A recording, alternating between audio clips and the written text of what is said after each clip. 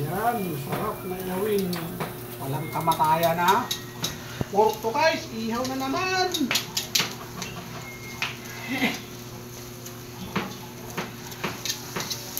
Sarap.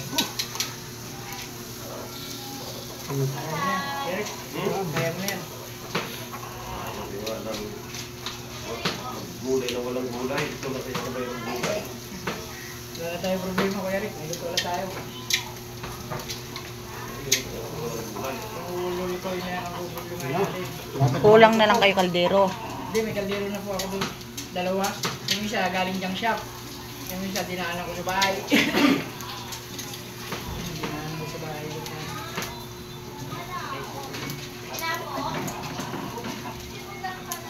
Malapit na maluto ko.